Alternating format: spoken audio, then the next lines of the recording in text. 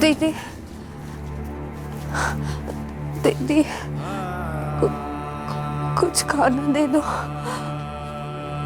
बहुत दिन से कुछ नहीं खाया। मैं हाथ जोड़ती हूँ, खाना दे दो दीदी, कुछ खाना दे दो।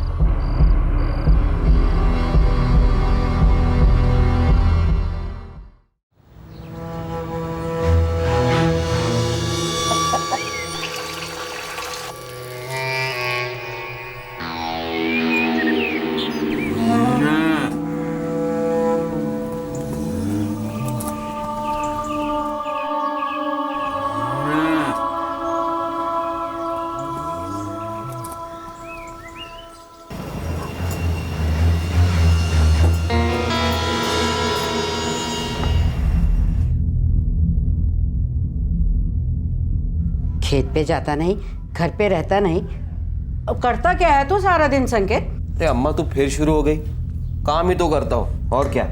अच्छा जरा मैं भी तो सुनूं क्या काम करता है। अकेला देवदत्त खपे है खेत में, तू तो दिन भर बस आवारागर्दी करता है। और तू क्या 16-18 साल का छोकरा है मटर गश्ती करने को?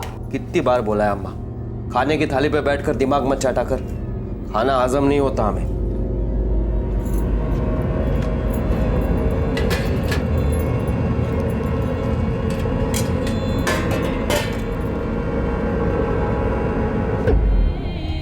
क्यों री, कहाँ लेके जा रही है ये खाना? अम्मा, एक रोटी और जरा सा साग ही तो है। बड़ी दया आ रही है। वो 7 दिनों से भूखी है। तुझे भी रहना है उसके संग? बड़ी आई दयावान कहीं की। अरे तेरा भी खाना पानी बंद कर दूंगी ना, तब तेरी अकल ठिकाने आएगी। चला खाना।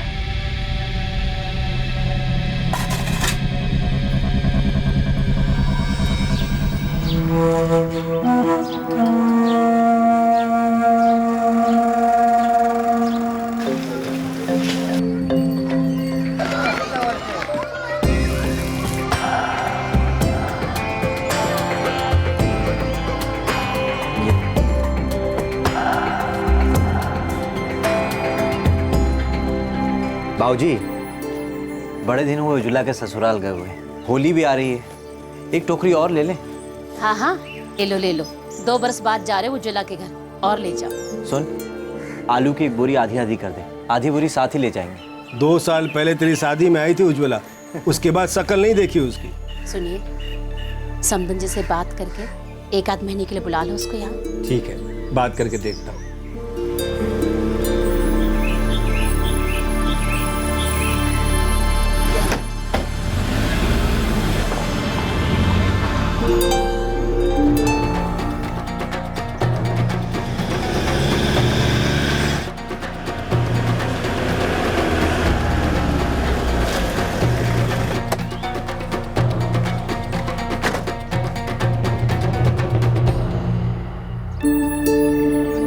ये थोड़ा बहुत आपके लिए लाए हैं समधन जी, इस बार भगवान की कृपा रही, फसल अच्छी आई। बड़ा अच्छा किया जी, बड़ी मेहरबानी की।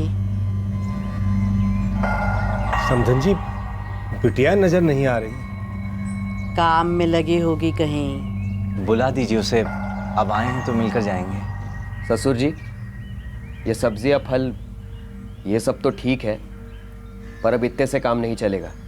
मैं कुछ समझा नहीं। 3 बरस हो गए मेरे और उज्ज्वला के ब्याह को।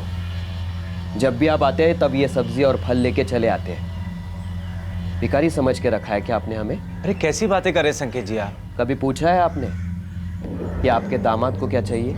बोलिए ना, क्या चाहिए आपको? हमारी खेती के लिए एक ट्रैक्टर, एक फटफटी और एक कलर टीवी।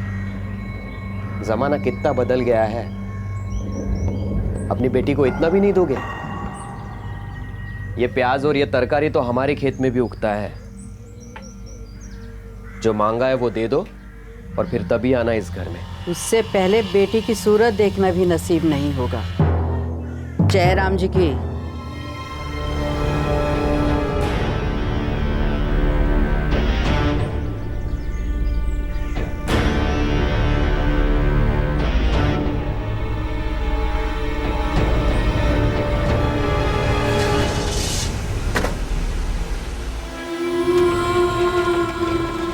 क्यों चले गए बाबूजी बिना मुझे मिले? क्यों नहीं कहा मैं नहीं जाऊंगा बिना अपनी बेटी को देखे? क्यों उनकी मांगों का बोझ मेरे आंसुओं से ज्यादा भारी हो गया? हक से मुझे डांटा, हक से लाड किया। क्यों आज मान लिया कि आपका मुझ पर और मेरा आप पर कोई हक नहीं है?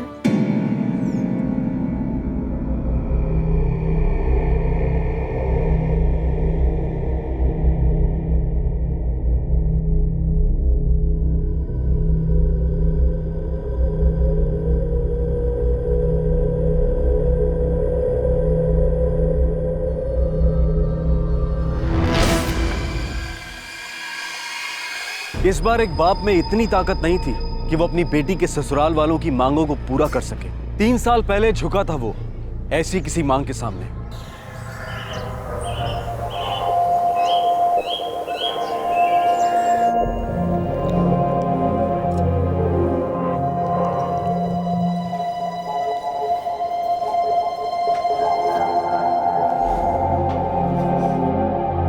₹1,00,000 नकद गणेश जी। 1 लाख? ये तो बहुत ज्यादा है हमारे लिए। क्या कमी है गणेश जी आपको? अच्छी खेती बाड़ी है और एक ही बेटी है, 1 लाख तो बनता ही है। सुषमा जी, 2 बखत की रोटी और सर पे छत, इतना ही है भगवान की कृपा से। अब इतना रुपया हम कहाँ से लाएंगे? और हमारा सोचिए, पति फिसलकर पानी में गिर गया, बह गया, आज तक पता नहीं कैसे पाला है इन लड़कों को। सोचिए, इतनी बहस नहीं करते गणेश जी। और हमारे संकेत के लिए तो कोई भी परिवार 1 लाख रुपया दे देगा बिना सोचे। आप तो आप कह तो ठीक रही हैं, बस हमें थोड़ा सा वक्त दे दीजिए, फिर देखते हैं क्या इंतजाम हो सकता है। ले लो बखत, लेकिन हमें कोई 1.5 लाख रुपया देने वाला मिल गया तो हमारी गलती नहीं होगी।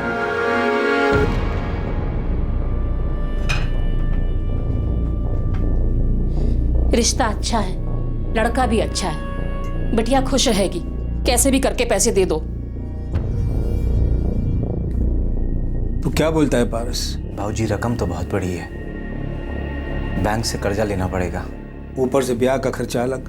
भाऊजी आप तो जानते ही हैं, सारे गांव वालों को पता चल चुका है कि कस्तूरी गांव से लड़के वाले आए थे उज्ज्वला को देखने के लिए। अब अगर लाख रुपए के चक्कर में बात नहीं बनी तो पूरे गांव में बदनामी हो जाएगी। मैं तो कहता हूँ कर्जा ले लेते हैं।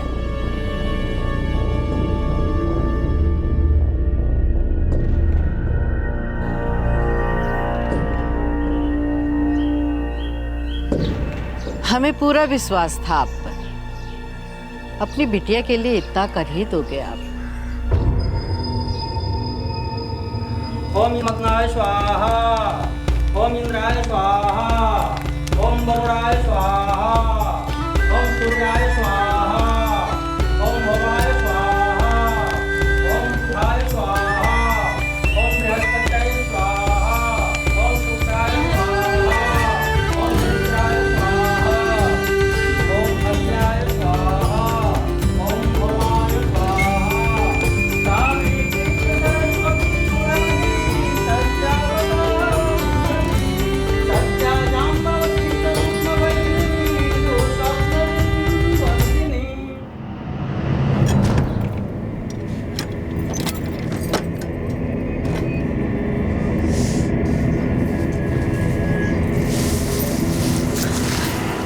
दीदी,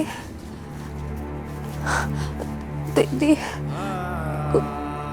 कुछ खाना दे दो। बहुत दिन से कुछ नहीं खाया। मैं हाथ जोड़ती हूँ, खाना दे दो दीदी, कुछ खाना दे दो।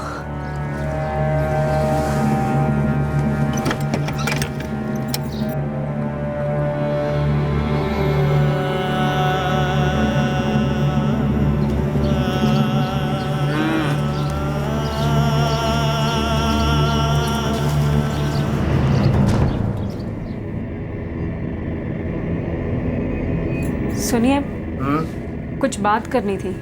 बोल। गोडाउन वाले कमरे से बहुत बास आ रही है। अब घास फूस और अनाज के कमरे से इत्तर की खुशबू आएगी क्या? नहीं, मैं उज्ज्वला की बात कर रही हूँ। वो 2 महीने से कमरे में बंद है ना, बाहर भी नहीं निकली। ठीक है, मैं अम्मा जी से बात करता हूँ।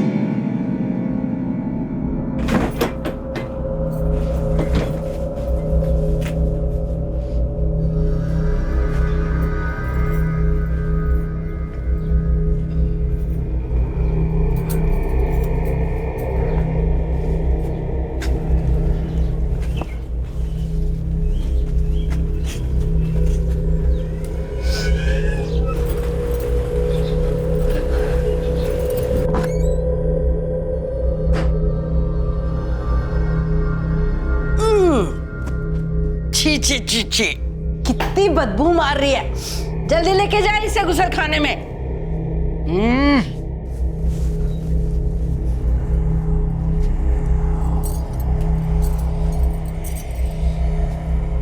जल्दी खा लेना।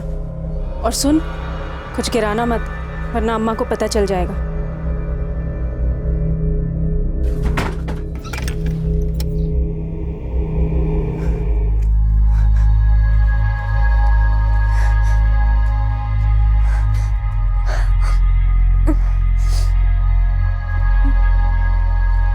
उज्ज्वला के लिए ससुराल वालों का यह क्रूर व्यवहार सिर्फ इसलिए था क्योंकि उसने अपने पिता से ससुराल वालों की मांगे पूरी करवाने से इनकार कर दिया था। लेकिन अब उसके पिता को भी उसके ससुराल वालों की मांगों के बारे में पता चल चुका था, जिसे पूरा करने की उनकी हैसियत नहीं थी। लेकिन जब संकेत ने उज्ज्वला से शादी की थी, क्या तब उज्ज्वला के परिवार वालों ने उनकी मांगे पूरी नहीं की थी?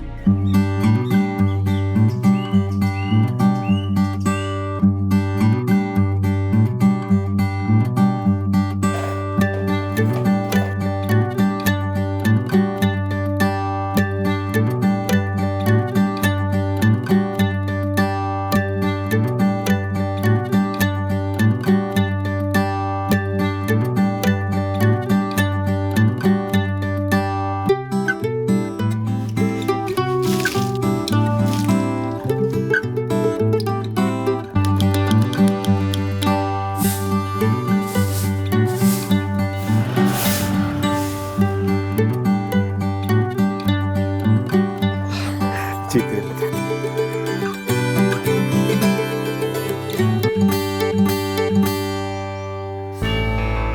समधन जी, सबको आना है। जरूर आएंगे, पारस का ब्याह है, सारे आएंगे।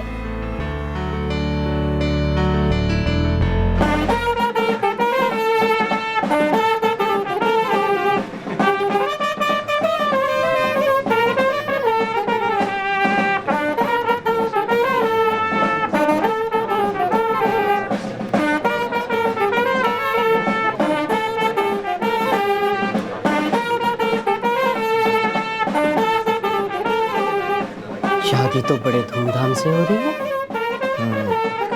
पैसा तो पानी की तरह बहाया है लड़की वालों ने। मालदार है क्या लड़की के मायके वाले? हमसे पूछ रहे, ये तो तुझे पता होना चाहिए था ना।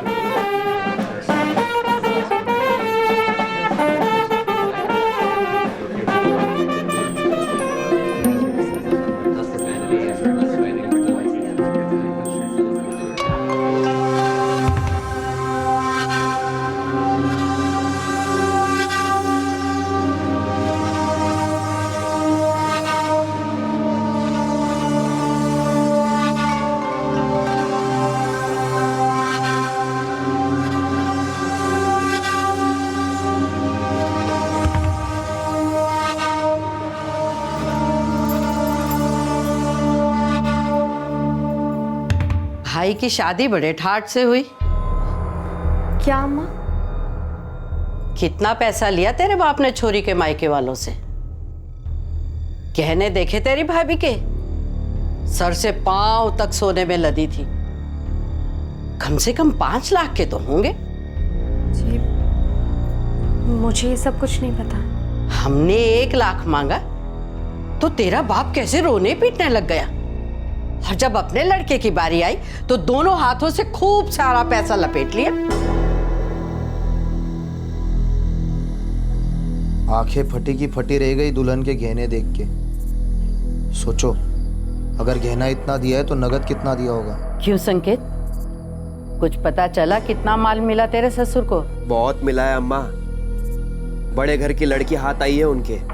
तू सही कह रही थी, चूना लगा गए लाख रुपया देके। अम्मा भगवान कसम, मेरे बाबूजी के पास इतने पैसे नहीं हैं। तब नहीं होंगे, भाई की शादी में तो आ गया ना पैसा।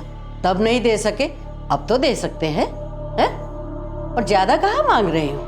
एक फटफटी, एक कलर टीवी और ट्रैक्टर तेरे पति के लिए मांग रही हूँ ना। मुझसे ये नहीं हो सकता है। मैं बाबूजी से अब और कुछ नहीं मांग सकती।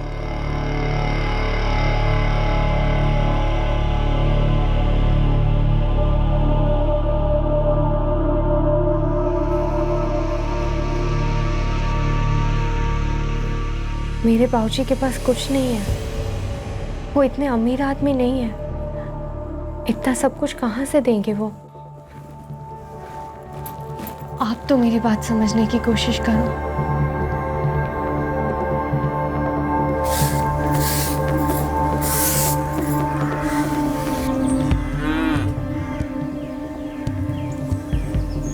दीदी, आप अम्मा जी को समझाइए ना, आपके देवर जी को भी समझाइए ना।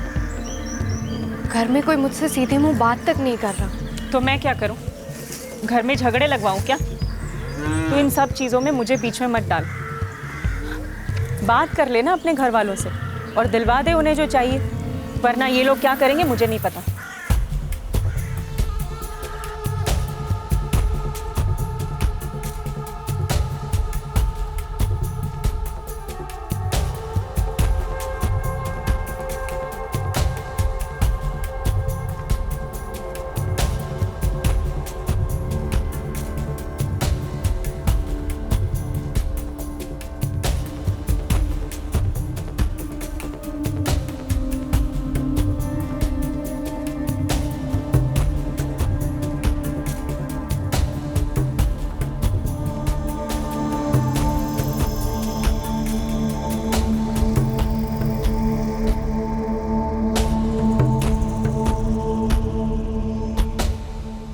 मान नहीं रही है अम्मा, क्या करे? ये घर उसके हिसाब से तो नहीं चलेगा। हमें जो चाहिए वो उसे अपने बाप के घर से लेकर आना ही पड़ेगा। अम्मा, उज्ज्वला पेट से है।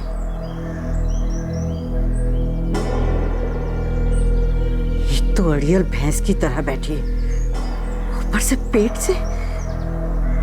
उसकी अकड़ तोड़नी पड़ेगी। ऐसा नहीं हो सकता है, ये मेरा बच्चा है। नहीं चाहिए तेरा बच्चा, किसी को नहीं चाहिए। ये हमारा बच्चा है। जब तक तू अपने बाप से ट्रैक्टर, टीवी और फटपटी ना दिलाए ना, तब तक ना ये बच्चा हमारा और ना तू हमारी। मैं बच्चा नहीं गिरवाऊंगी। तो तू अपने बाप से बात नहीं करेगी, है ना? दिया तो है मेरे बाबूजी ने, 1 लाख रुपया दिया, वो भी कर्जा लेकर। आप कहाँ से देंगे? मैं बाबूजी से कुछ नहीं मांगूंगी। कुछ नहीं मांगेगी? कुछ नहीं मांगेगी तू?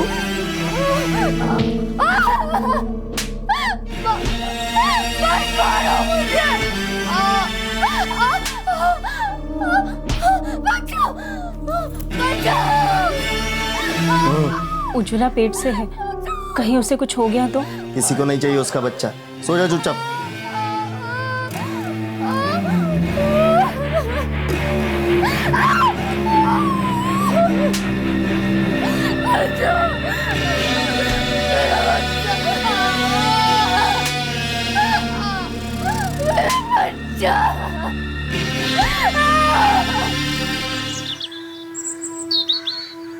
अरे अम्मा अड़ियल भैंस है वो, नहीं मानेगी।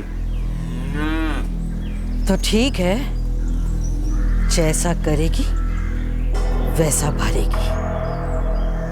किसी भी इंसान के साथ इस तरह का बर्ताव होते देखकर दूसरा कोई भी इंसान सहम जाएगा।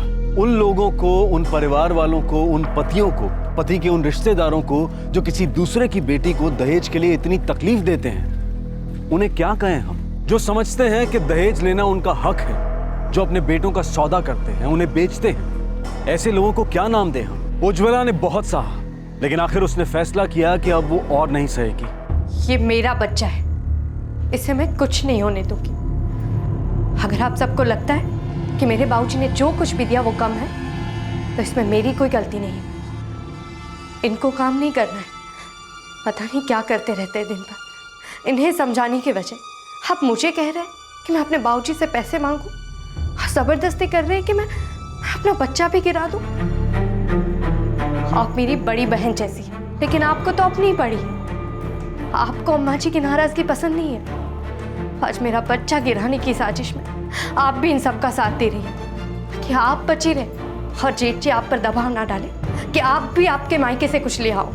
आप और जेठ जी तो खुशी हो जाएंगे अगर मेरा बच्चा मर गया तो, क्योंकि आपका बच्चा जो नहीं है।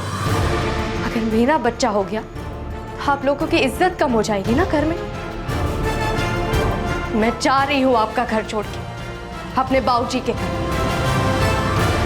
जानती हूँ उनके लिए बहुत मुश्किल होगा, बहुत बदनामी होगी उनकी।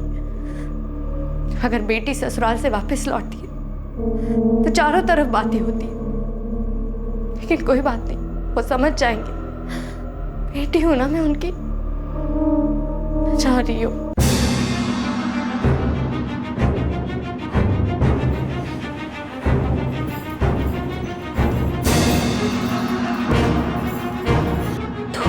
चली गई मेरे मुंह पे, और तू खड़ा खड़ा यहाँ मेरा मुंह देख रहा है।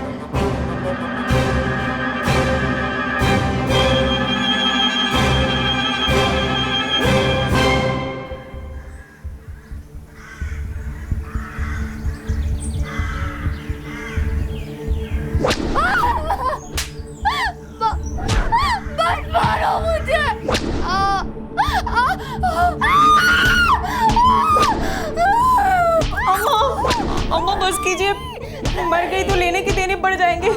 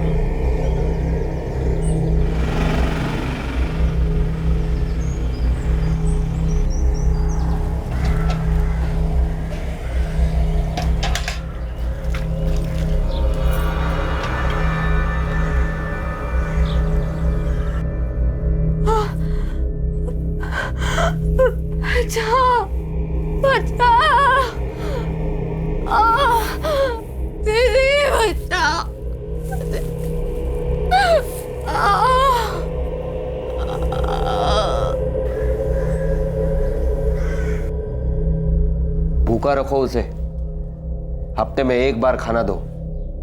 दम निकल जाएगा ना तो अकड़ भी निकल जाएगी।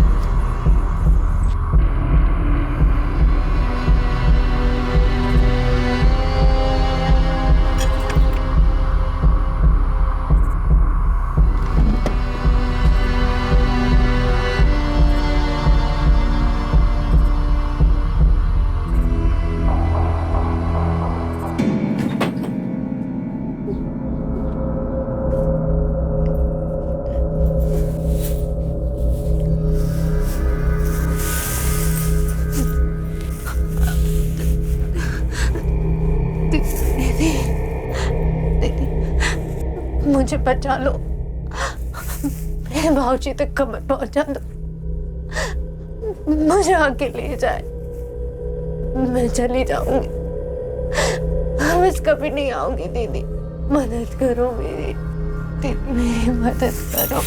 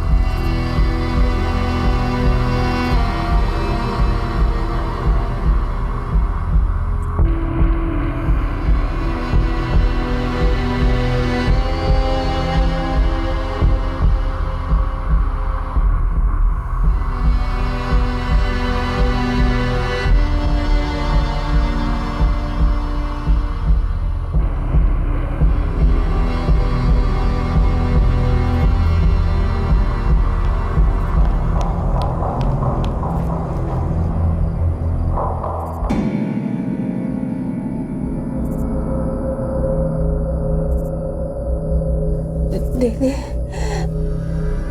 मेरी मदद करो, मुझ में उठने तक की ताकत नहीं है। दीदी मुझे मेरे घर तक पहुंचा दो।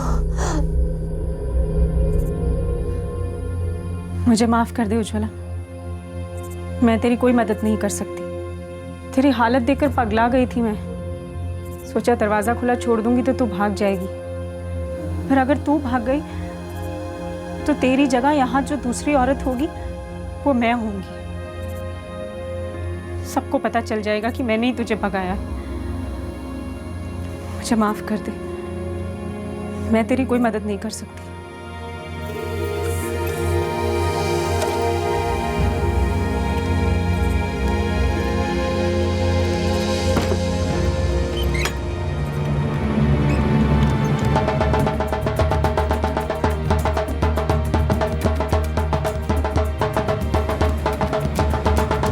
2011 में होली से कुछ दिन पहले उज्ज्वला के पिता और भाई को उसके ससुराल वालों ने वापस भेज दिया, ये कहकर कि वो उज्ज्वला से तभी मिल सकते हैं जब वो उनकी मांगे पूरी करेंगे। मजबूर पिता और भाई वहां से लौट आए। उन्हें पता नहीं था कि उनकी उज्ज्वला क्या कुछ सह रही थी। वो सिर्फ ये समझ रहे थे कि उनकी बेटी के ससुराल वाले उनकी हैसियत से कहीं ज्यादा मांग रहे हैं, लेकिन उन्हें यह नहीं पता था कि उनकी बेटी के ससुराल वाले अपनी मांगे पूरी ना होने पर किस हद तक गिर जाएंगे। दामाद जी को कैसे समझाए कि खेती बाड़ी में उतनी कमाई कहाँ है। फसल अच्छी आई है पर उतनी भी नहीं कि उन्हें ट्रैक्टर, टीवी और मोटरसाइकिल खरीद के दें। उज्ज्वला बाहर भी ना आई मिलने? नहीं अम्मा, वो खुद बाहर नहीं आई या फिर उसे आने नहीं दिया, कुछ नहीं पता। 2-4 दिन जाने दो। बिटिया के ससुराल वाले अभी गुस्से में हैं। अभी मिलने की जिद ना करो, आखिर जिंदगी तो वहीं गुजारनी है उज्ज्वला को।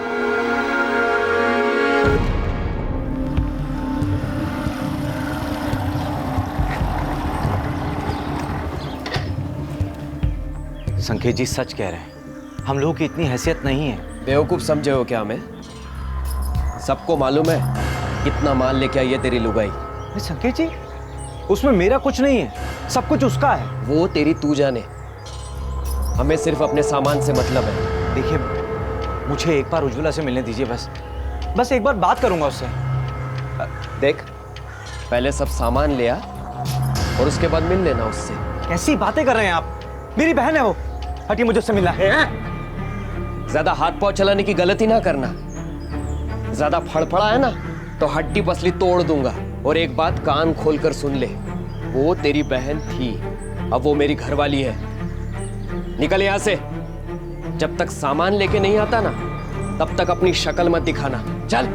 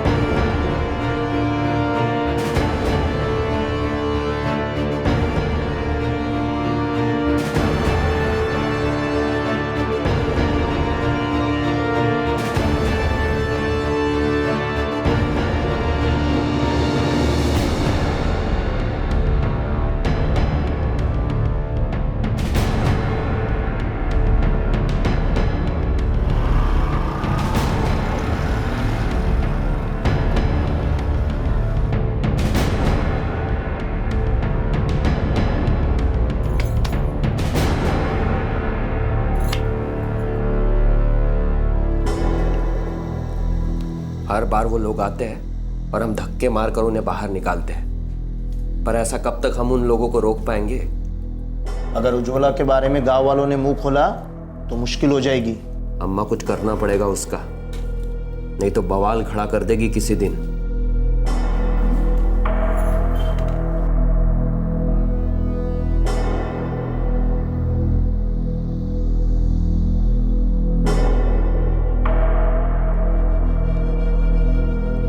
धुरीपुर में तुम्हारे फूफा रहते हैं, उनसे बात करो,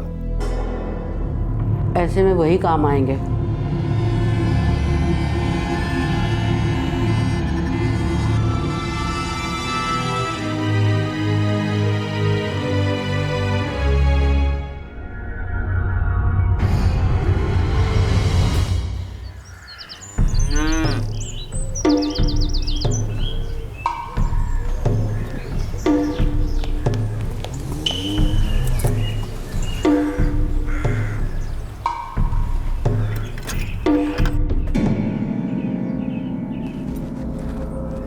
उज्ज्वला, चल उठ, नहा ले।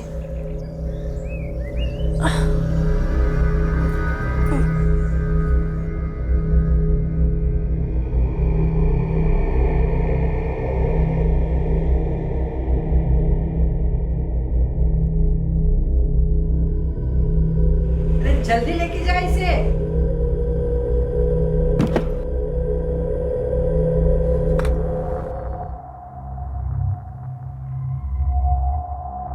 खा ले, तेरे लिए है। और 3 दिन बाद देवर जी तुझे तेरे मायके छोड़ाएंगे।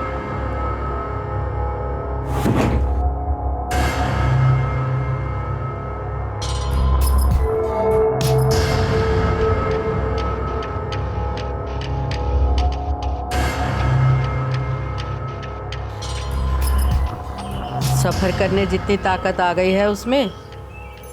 जी अम्मा, 4 दिन से पूरा खाना खिलाया है, अब पहले से काफ़ी बेहतर है। अभी कपड़े बांध दो उसके।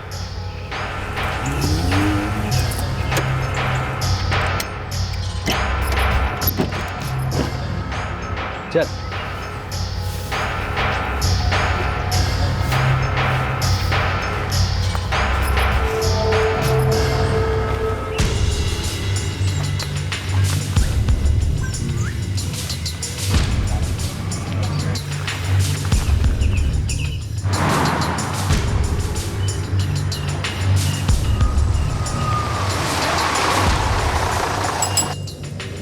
टिकट टिकट टिकट बोलो टिकट। हाँ भाई ticket ticket ticket ticket ticket बोलो टिकट। धुरीपुर के 2 टिकट देना। दूरीपुर का टिकट।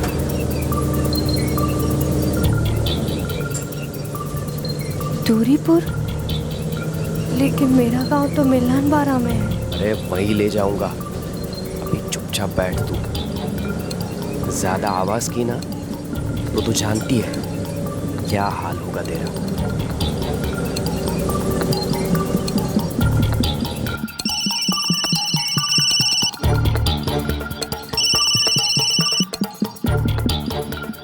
हाँ बेटा संकेत बोलो। बस 20 मिनट में पहुंचता हूँ। ठीक है तो घर पर पहुंच। अजीत और तिलक घर पे ही हैं, मैं भी थोड़ी देर में पहुंचता हूँ। ठीक है फूफा जी।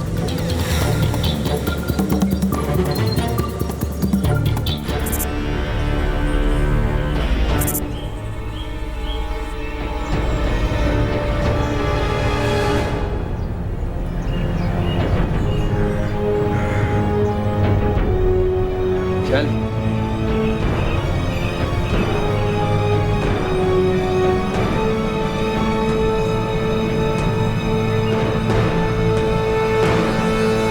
पाया लागू फूफा जी। जीते रहो बेटा।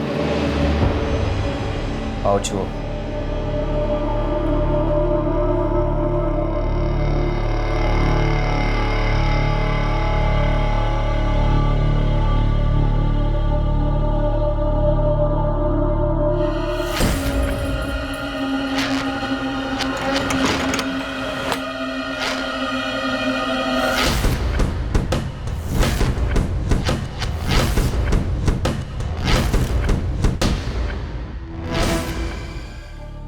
अपने गांव में नहीं कर सकता मैं ये काम, इसीलिए आपके पास आया हूं। इसका बाप तो कुछ नहीं देने वाला, वैसे भी इसे साथ में रखकर क्या करूंगा, इसलिए आप जो ठीक समझे वो कीजिए।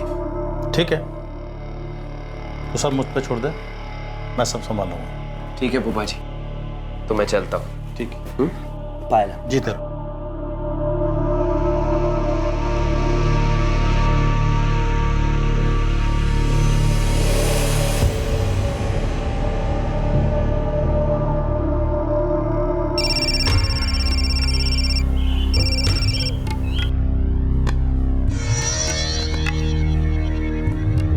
मालिक, सुखलाल जी का फोन है।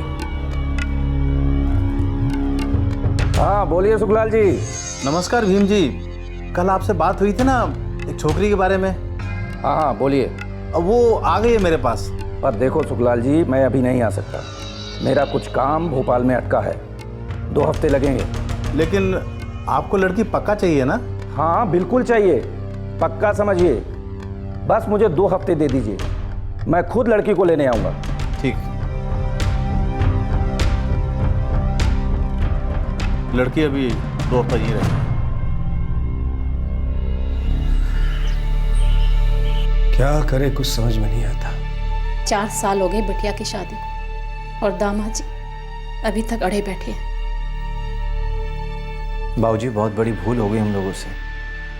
नियत तभी पहचान ली होती जब लाख रुपए मांगे थे उन लोगों ने। बेटा ये तो नसीब की बात है, होता वही है जो लिखा होता है। चल भाई, यहाँ घर में सर खुजा के बैठने से कोई फायदा नहीं। खेत पे ध्यान नहीं दिया तो यहाँ भी लाले पड़ेगी। चल।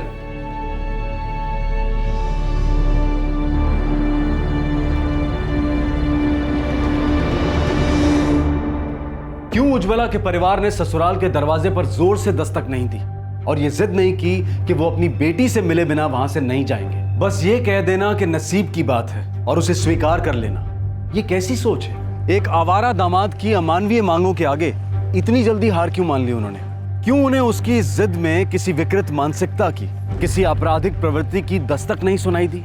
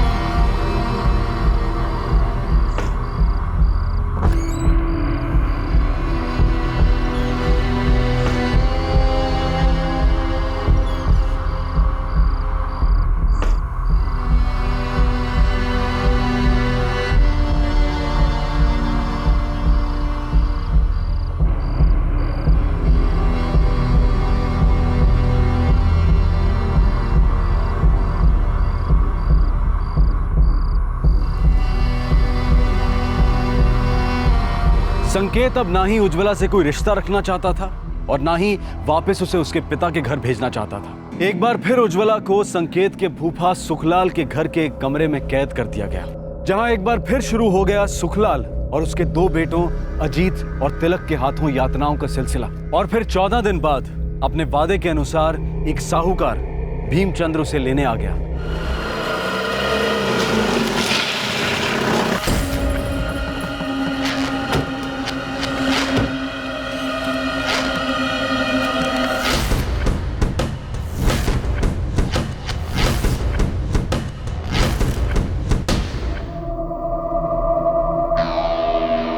भीम जी, लड़की अंदर है, जाके देख लीजिए।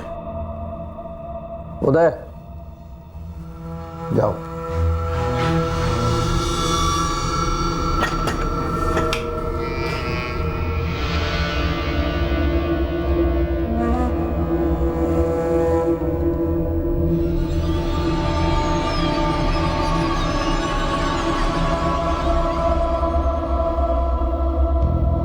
पूरे 25,000 हैं नकद, और ये जमीन के कागजात। सुखलाल जी, क्या देख रहे हो? सब बराबर है। अरे भीम जी, आपने दिया तो सब ठीक ही होगा, फिर भी नजर दौड़ाने में क्या हर्ज है? दौड़ाइए नजर। सब ठीक है। लड़की को बोलो जाने के लिए तैयार हो जाए।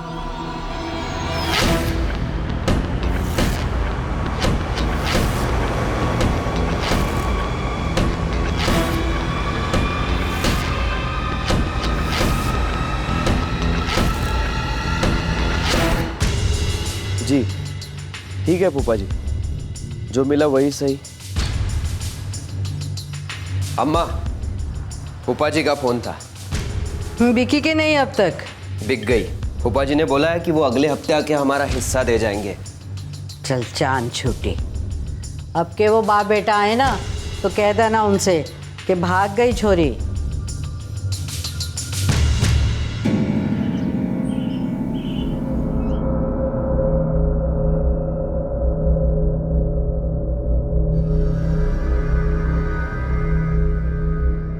दो महीना हो गया कर्जा लिए। तो जा लेके आ जा। काहे के लिए लिया था कर्जा? ट्रैक्टर के लिए। तो जा उसका ट्रैक्टर उठा ला। जी मालिक। क्या चाहिए तेरे को? कौन है? छोकरी है मालिक। तू जा अपना काम कर। जी मालिक।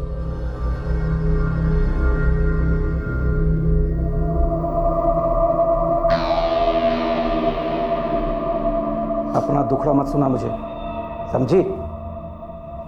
खरीदा है तुझे, अब तो यहीं रहेगी। मुझे मेरे बाबूजी के पास जाने दो। सुन छोकरी, अब तो यहाँ आ गई है, अब यहाँ से कहीं नहीं जा सकती, समझी? और रोना धोना बंद कर, चल अपने कमरे में।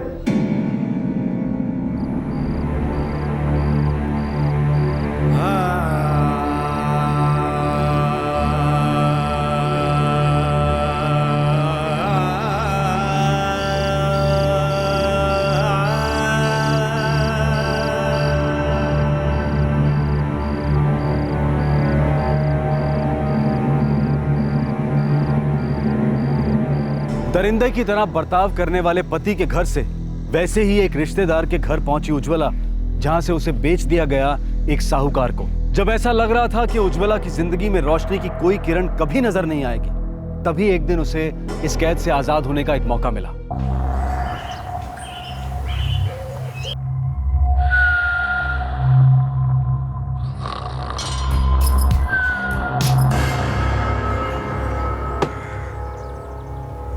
ए, तू भी चल साथ में, आज बड़ी वसूली है। ए, गाड़ी निकाल।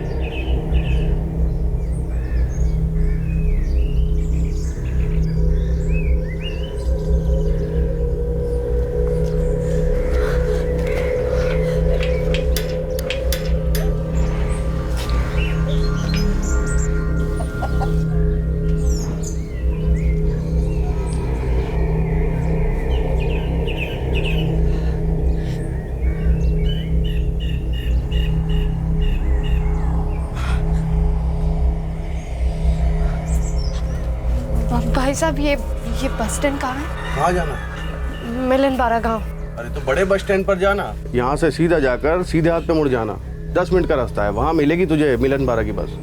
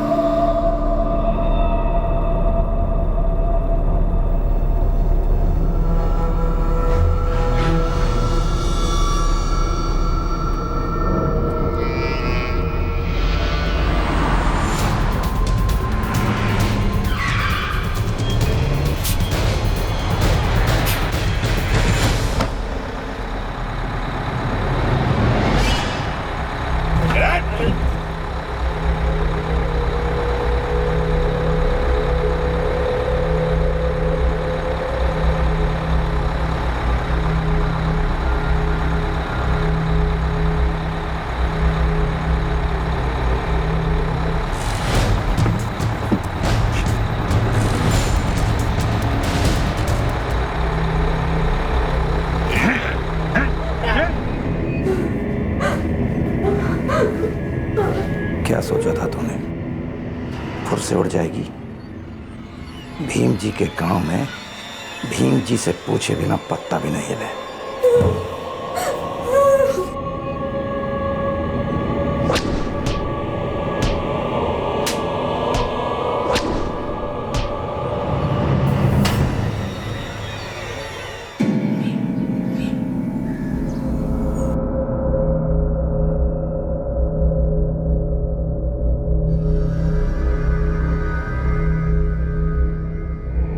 मालिक, बुखार अब तक नहीं उतरा है। मालिक, मर मराना जा छोरी, बेकार में मामला बढ़ जाएगा और फिर संभालना बहुत मुश्किल होगा, और उसे ठिकाने कहाँ लगाएंगे? आप हुक्म करो तो दवाखाने ले जाओ, दवा दे देगा डॉक्टर 2-4 दिन की। जा ले जा, लेकिन ध्यान रखना।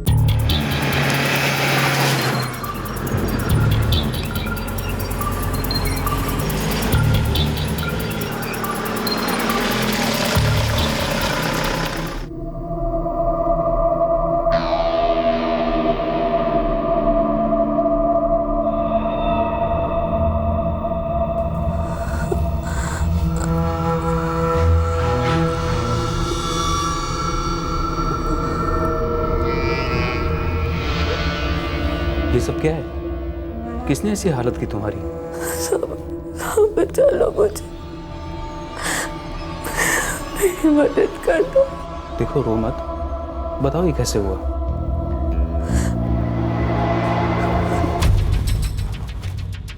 ये क्या हालत की है आपने उस लड़की की? कितने निशान है मारपीट के? और तो और वो कह रही थी कि आपने उसे कैद करके रखा हुआ है। जमींदार भीम जी का नाम सुना है डॉक्टर? उसकी औरत है ये। और कुछ पूछना है? सवाल जवाब करना है? ज्यादा पूछताछ करेगा ना तो तेरी पूछताछ करने वाले को तू कहीं नजर नहीं आएगा, समझ गया? चुपचाप इलाज कर, 2-4 दिन की दवा दे दे उसे, जा।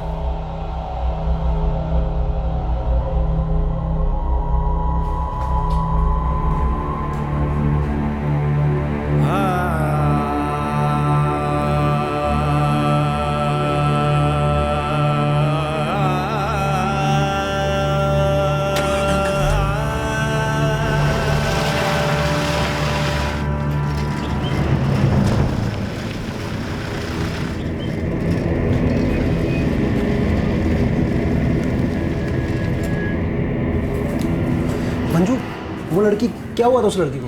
कौन सी लड़की?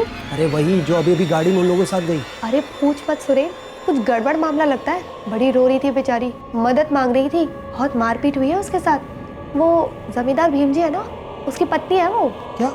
वो और जमींदार की पत्नी? हाँ, क्यों?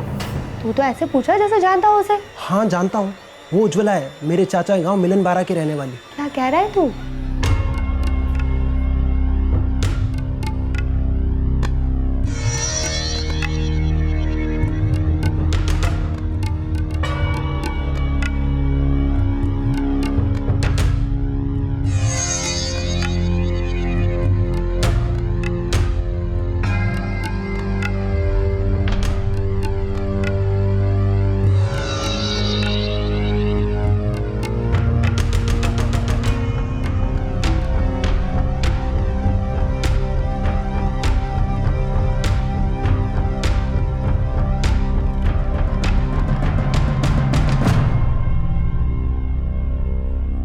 नमस्ते जी, मैं विद्याधर जी का भतीजा हूँ, सुरेन। बैठो ना जी, बोलो क्या बात है?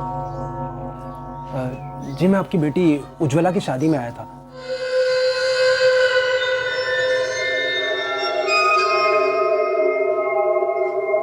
कस्तूरी गांव के संकेत से हुई थी ना उसकी शादी।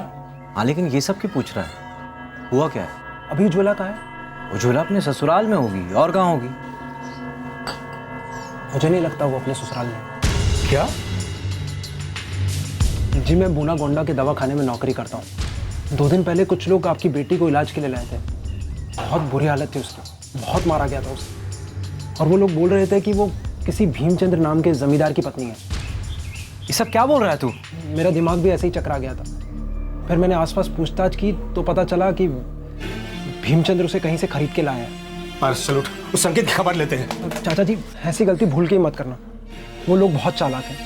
अगर उन्हें हल्की सी भनक लग गई ना तो उज्ज्वला को कुछ भी कर सकते हैं। अभी हम सब लोगों को उज्ज्वला को बचाने की सोचनी चाहिए, यह आसान काम नहीं है। भीमचंद्र बहुत बड़ा आदमी है, गांव का साहूकार है। उसने मुस्टंडे रख छोड़े हैं चौकीदारी और वसूली के लिए, और गांव का हर आदमी जानता है कि वो अपने मजे के लिए औरतें खरीदता है, और जब उनसे मन भर जाता है तो उसे बेचकर एक नई औरत ले आता है। बाबूजी तभी उन लोगों ने हमें उज्ज्वला से मिलने नहीं दिया, जब जोर दिया तो मारपीट पे उतरा है।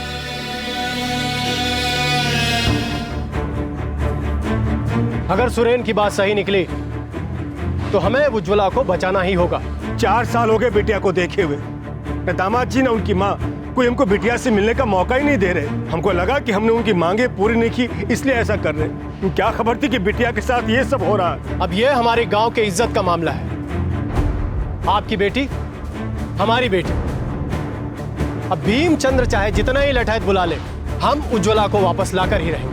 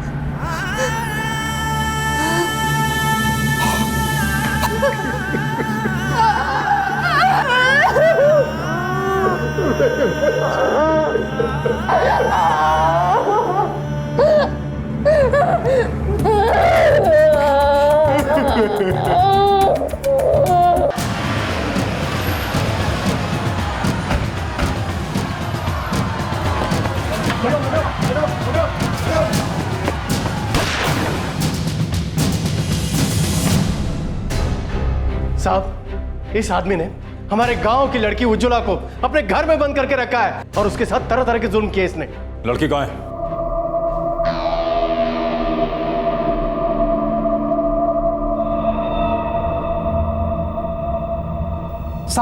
साहब इस लड़की को खरीद के लाया था।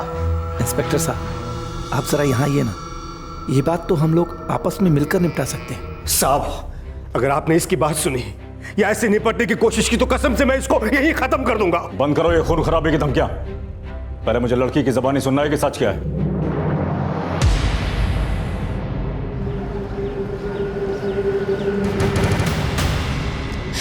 कुछ खबर न थी बेटिया, तेरे संग इतना कुछ हो गया, मैं माफ कर दे बेटिया, माफ कर।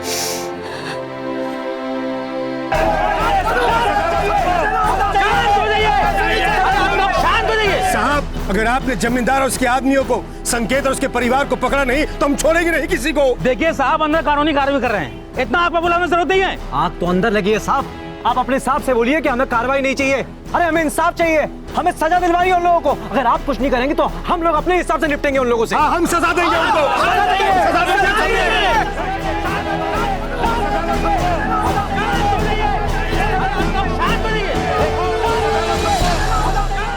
सर, हमने जमींदार को हिरासत में लेके बयान लिया है। उसने धोरीपुर गांव के एक आदमी सुखलाल को पैसे दिए थे लड़की खरीदने के लिए। और जो सुखलाल है सर, ये लड़की के पति का फूफा है। लड़की का बयान तो ले लिया है ना? हाँ सर, जानवरों से भी ज्यादा बुरा हाल किया है लड़की। क्या क्या नहीं किया उसके साथ। बहुत बुरी हालत है सर उसकी, और यहाँ के हालात भी बहुत नाजुक है। गाँव वाले बहुत भड़के हुए हैं, अगर बात बढ़ गई तो हाथ से निकल जाएगी। लड़की को मेडिकल के लिए भेज दो, सारे गुनाहगारों को फौरन गिरफ्तार करो, मामला आगे मत जाने दो।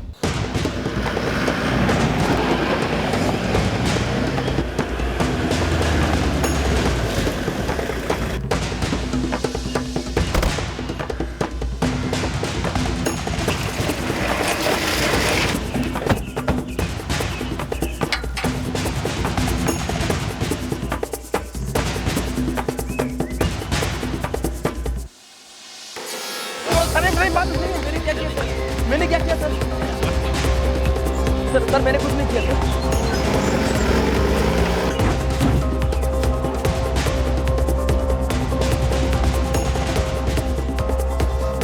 उसमें देखो। जी सर। चलो।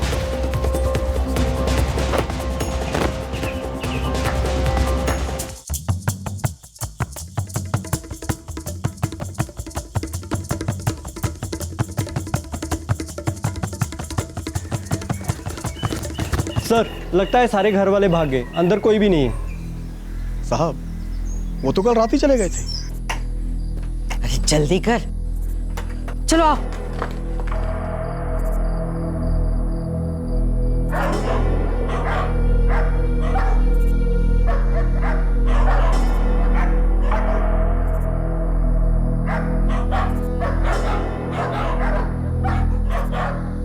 साहब उन्हें खबर मिल गई होगी कि उज्ज्वला को बचा लिया गया है। साहब हमारा ये पड़ोसी हेम प्रकाश ये भी भाग गया, इसीलिए खबर दी होगी।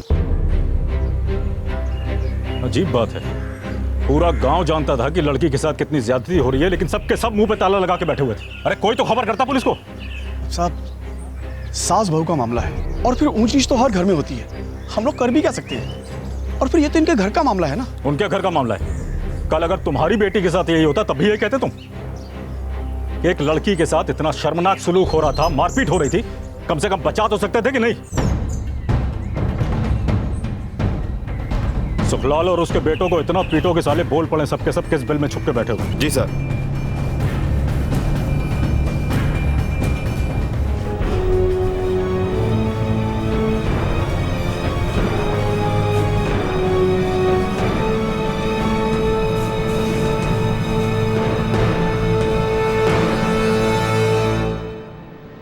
उज्ज्वला को बहुत ही बुरी तरह टॉर्चर किया गया है, बार बार उसका शोषण भी हुआ है, शारीरिक मानसिक यातनाएं दी गई। रिपोर्ट कब तक मिल जाएगी?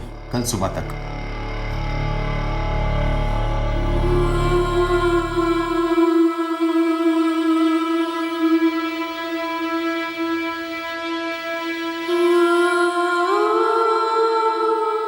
मैंने बहुत कोशिश की बाबूजी, हाथ भी छोड़े कि मुझे घर जाने दो, लेकिन किसी ने मेरी नहीं सुनी।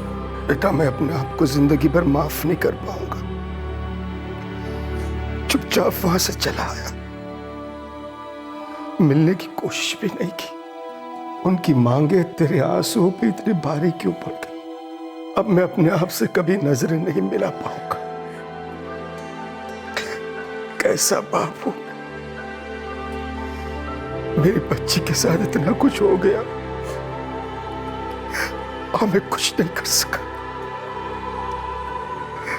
मुझे माफ कर दे, मैं तेरा गुनहगार हूं, मुझे माफ कर दे।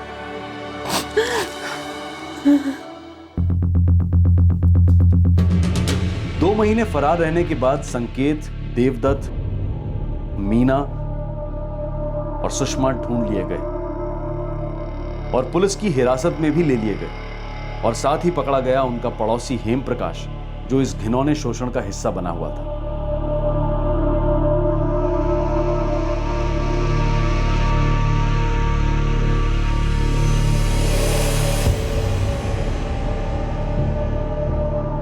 पुलिस को दिए गए बयान में सारे मुजरिमों ने अपने जुर्म को कबूल कर लिया।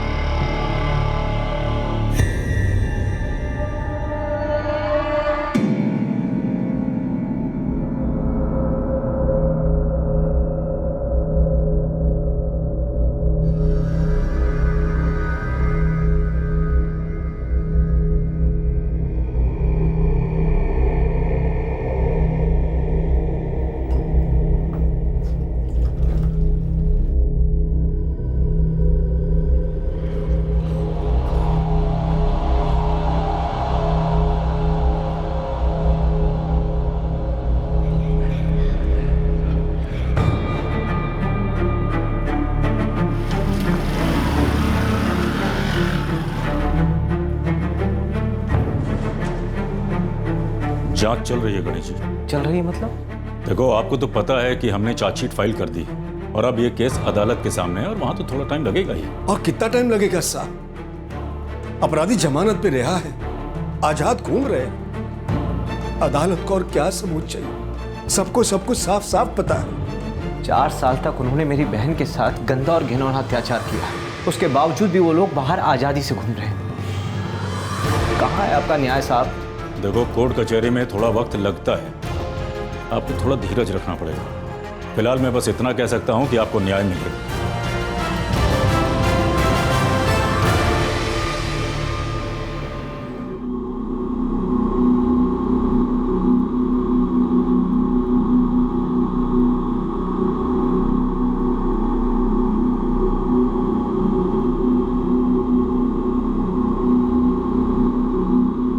अब तक शिनाख्त नहीं हुई? नाम तक नहीं? नहीं सर, अब तक कुछ पता नहीं चला।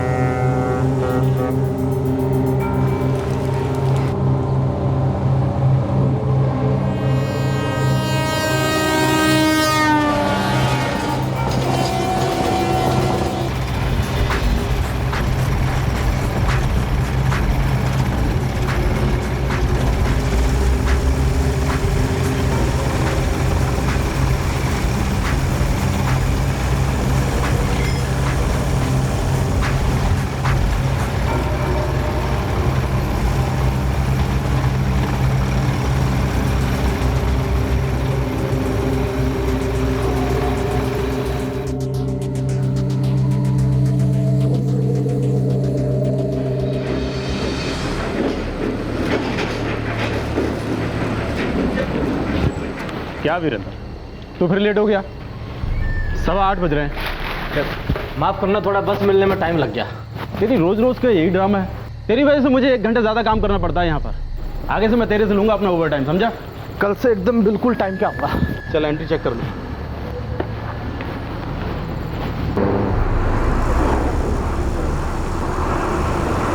थैंक यू यार। हैं अरे कितना? 80, 55, 8.5 पे।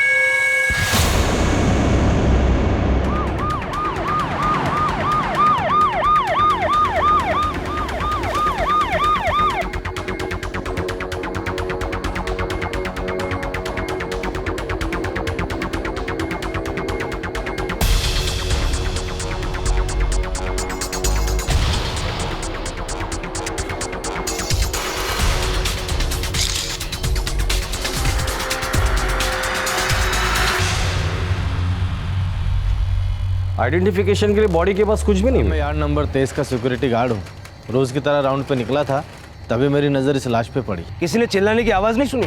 साहब, रात को बहुत कम लोग रहते हैं काम पर, आवन जावन कम ही रहता है लोगों का। अरे लेकिन कोई यार्ड के अंदर आया, इस आदमी को मारा, तो ये मरने वाला चिल्लाया नहीं होगा, चीखा नहीं होगा? मुझे नहीं पता साहब, मैं तो रोज़ लेट आता हूँ ड्यूटी पे।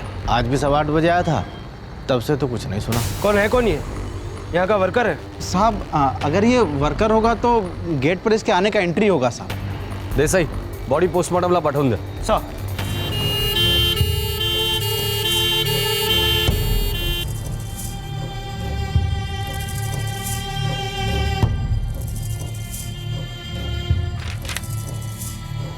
नहीं साहब, इसकी कोई एंट्री नहीं है यहाँ पर। तो फिर ये अंदर कैसे आया?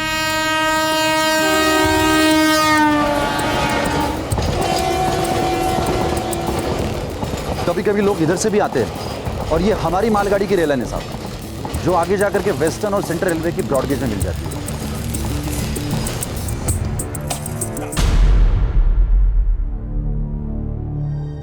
कौन था वो आदमी और क्यों मारा गया? मुंबई पोर्ट ट्रस्ट के पास ही मिली इस बेनाम लाश की शिनाख्त पुलिस के लिए किसी भूल भुलैया से कम नहीं थी।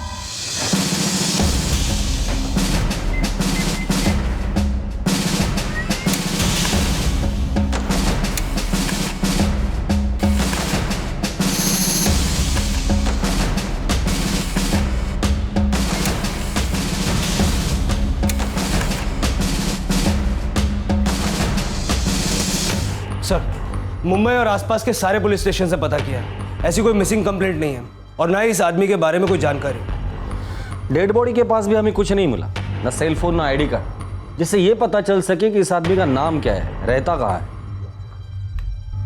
सिवाय सिनेमा के 2 टिकटों के।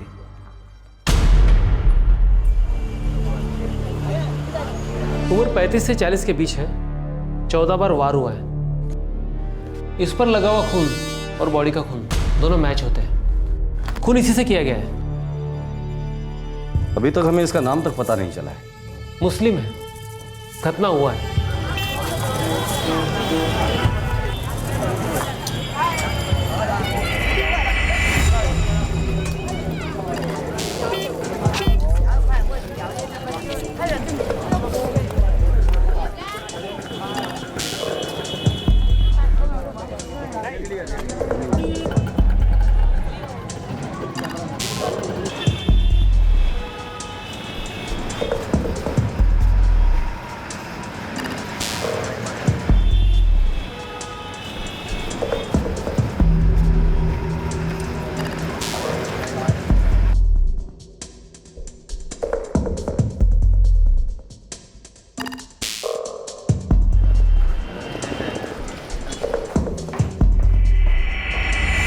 सर, कोई बॉडी लेने या तलाश करने भी नहीं आया अब तक। ताज्जुब है, इस आदमी को पहचानने वाला एक भी आदमी मुंबई में नहीं है। सर, पिक्चर की 2 टिकटें हैं, उस एंगल में इन्वेस्टिगेट करें, हो सकता है कोई क्लू मिल जाए। ठीक है, अब तक तो ये एक ही सुराग हमारे पास है।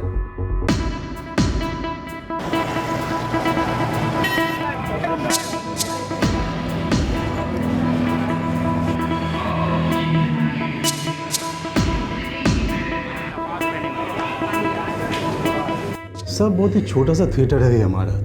30 रुपए का टिकट है आज के ज़माने में भी। यहाँ पे सीसीटीवी कैमरे कहाँ से लगाएंगे साहब? ये फोटो ध्यान से देखो। 4 जुलाई को ये आदमी यहाँ पिक्चर देखने आया था। देख के बताओ, पहचानते हो इसे? नहीं साहब, पता नहीं कौन है। रोज बहुत सारे लोग आते हैं यहाँ पे साहब। पर साहब एक बात है, शायद आपका किसी काम आ जाए। बोलो। साहब, मजदूर टाइप के लोग ज़्यादा आते हैं यहाँ पे, और बाजू में कोठे हैं। कुछ लोग तो वहाँ से लड़कियाँ भी लाते हैं, और हो सकता है ये किसी का कस्टमर हो और वो पहचान जाए।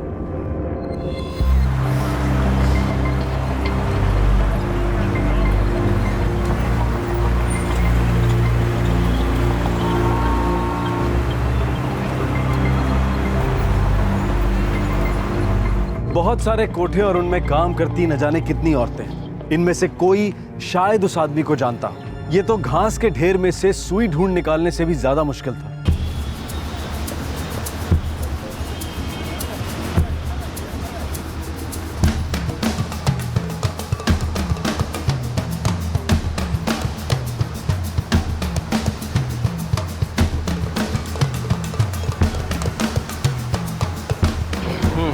ये हो गया, ये हो गया, ये हो गया, ये हो गया, और वो पीछे वाला एरिया भी हो गया ना? हाँ सर, पर अभी भी 4 एरिया बाकी है। चलो वो भी देख लेते हैं, शायद कुछ मिल जाए।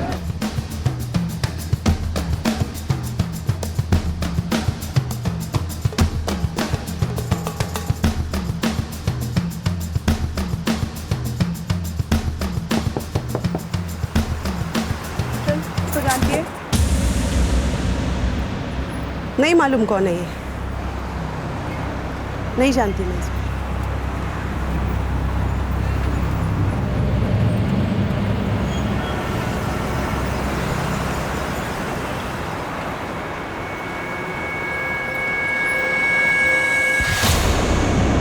अरे छोड़, कहाँ लेके जा रही है? अरे बोल ना। नाज़नीन नाम है इसका। तू नहीं जानती ये आदमी कौन है? मैंने उधरिच बोला था कि नहीं जानती करके। काय को खाली पूरी टाइम वेस्ट करने का। तेरे पास वाले कमरे में जो रहती है उसका नाम बता। वो तो रुखसाना है। नहीं मालूम कौन है ये। देख नाज़नीन, हमें पक्का पता है कि ये रुखसाना उस आदमी को जानती है। हाँ तो उसको पकड़ने का साहब, मैं वो काय को परेशान करने का। तू सिर्फ इतना बता, रुखसाना झूठ बोल रही है ना? साहब मैंने उस आदमी को 1-2 बार आते जाते देखा था रुखसाना के पास। हो सकता है वो भूल गई हो।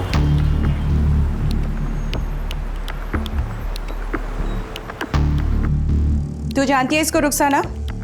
नहीं जानती। हमें पता है तुम झूठ बोल रही हो। एक बार बोला ना साहब, नहीं जानती मतलब नहीं जानती। अभी भी झूठ बोल रही हो। मैं सच्ची बोल रही है साहब। हमें सिर्फ ये पता करना है कि ये आदमी है कौन। साहब, धंधे से सर उठाने का टाइम नहीं मिलता। अब क्या मैं हर आने जाने वाले का फोटो खींच के मोबाइल में रखेगी? अरे नहीं पढ़ने का इस लफड़े में मेरे को साहब। तेरे पास आया था? हर आदमी का चेहरा देखेंगे ना तो जीना मुश्किल हो जाएगा। हम हाथों का रोकड़ा देखते हैं, आदमी का चेहरा नहीं। देख रुखसाना, मैं जानता हूं तू लफड़े में नहीं पड़ना चाहती, पर ये लफड़ा नहीं है, एक्सीडेंट का केस है। एक्सीडेंट में मरा ये। अब इसकी फैमिली होगी, उनको इन्फॉर्म करना होगा। बेचारे के बीवी बच्चे होंगे। चल बता दे, क्या जानती है इसके बारे में? साहब, ये कौन है ये तो मैं नहीं जानती, पर हाँ आया था ये मेरे पास 2-3 बार, यही कोई 1-आध महीने पहले।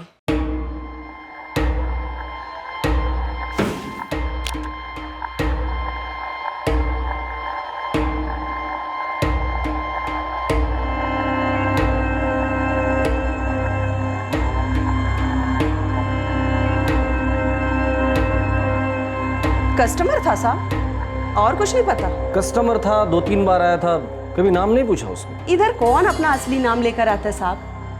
और अपने को क्या करना है किसी का नाम पता ठिकाना जानकर? अपना काम है, रोकड़ा लिया, काम किया, खलास। और वैसे भी वो कोई सेठ वेठ नहीं था कि मैं उसका नाम पता जानती। तेरी मैडम को तो मालूम होगा ना? मेरे को मेरा मालूम, अपनी कोई मैडम नहीं है। ये तुम्हारे पास आया कैसे? वो मेरा एक पहचान वाला उसको लेकर आया था। कौन?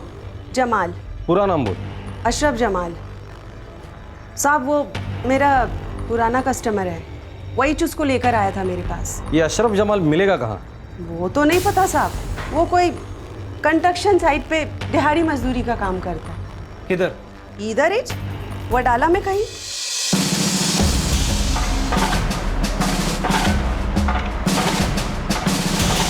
नाम से तो याद नहीं होगा साहब, और वैसे वो लोग तो दहाड़ी पे आते हैं, रोज तो आते नहीं है।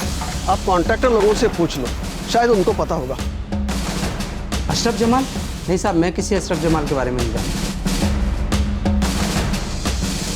बंगाल वाला अशरफ जमाल तो नहीं साहब? कहाँ का है पता नहीं, कुछ 35-36 साल का है। हाँ साहब, 35-36 साल का ही है, बीवी बच्चे वाला है साहब। कहाँ मिलेगा साहब? 2 हफ्ता तक तो हमारे यहाँ आया करता था, करिया काम करता था।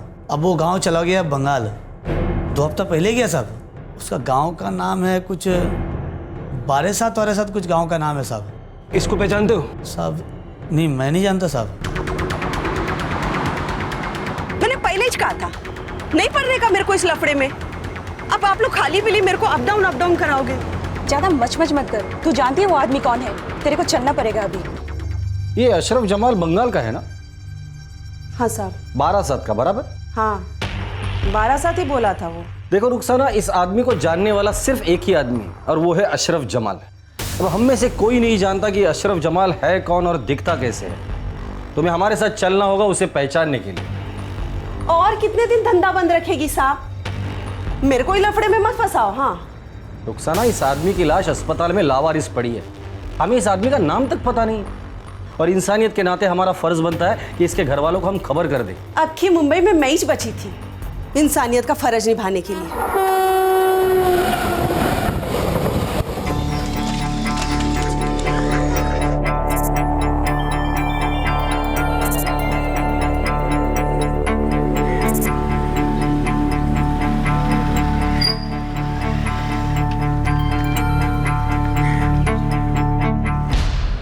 अभी 7 गांव और बाकी है, और 12 जिला है साहब, बहुत सारा गांव है जिला में। और यदि अशरफ जमाल इधर का है तो मिल ही जाएगा। ठीक है, इस काम के लिए अगर ज़्यादा लोगों की ज़रूरत है तो ले लो, लेकिन ये अशरफ जमाल मुझे किसी भी हालत में चाहिए। ठीक है साहब।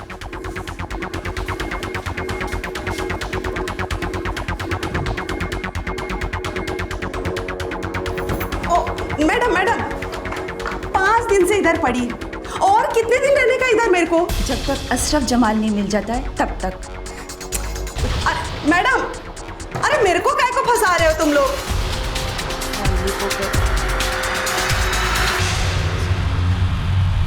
उस बेनाम आदमी का खून हुए 2 हफ्ते गुजर चुके थे, लेकिन पुलिस को अब तक उसका नाम भी पता नहीं चला था। लगभग 10 दिन तक पश्चिम बंगाल में रहने के बाद पुलिस को इस केस का पहला सुराग मिला। अशरफ जमाल के बारे में जानकारी मिली, जो शायद मरने वाले को जानता था। हेलो, हाँ साहब, मिल गया अशरफ। कहाँ है वो? इधर ही चांदपुर में देसी दारू के अड्डा में पड़ा है, पी के टूने है साहब।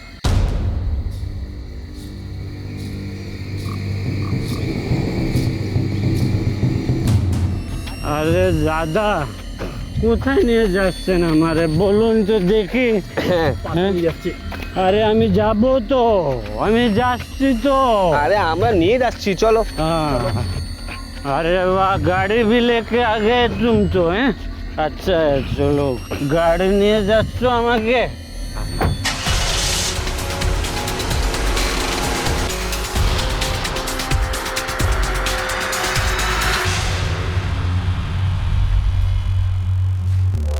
यही है अशरफ जमाल? हाँ साहब, यही है।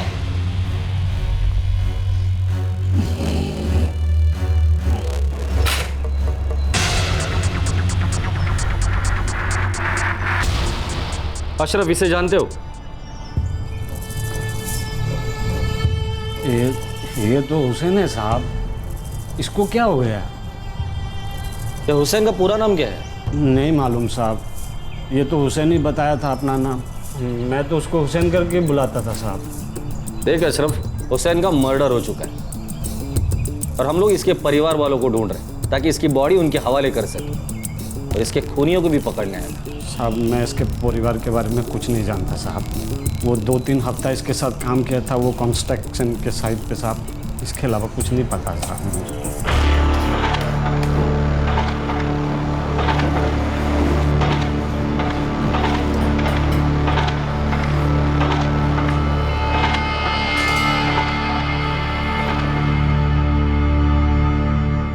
तुम दोनों काम कहाँ करते थे? साहब वो बडाला में जो ऊंची सी बिल्डिंग में काम चल रही है ना साहब, वहीं पे काम करते थे साहब। नाम क्या है बिल्डिंग का? ये तो मालूम नहीं है साहब, हमें वो स्टेशन से उठा के ले जाते थे, हम चले जाते थे साहब। अच्छा, वहाँ का कोई मजदूर या कॉन्ट्रैक्टर वो तो पहचानता होगा इसे? हो सकता है साहब।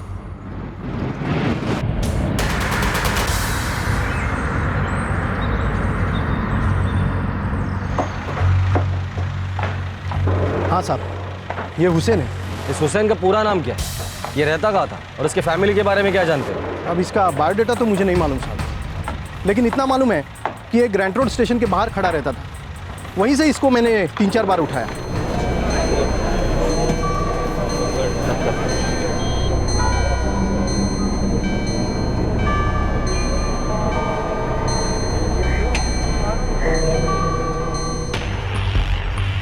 हुसैन का मर्डर हो चुका है, हम लोग इसके घर वालों को ढूंढ रहे हैं। इस हुसैन के बारे में क्या क्या जानते हो तुम? ज़्यादा कुछ मालूम नहीं सर, लेकिन एक नंबर का बेवड़ा था। झगड़ा करने के लिए हमेशा तैयार रहता, बात बात पर उसकी खोपड़ी सटकती थी।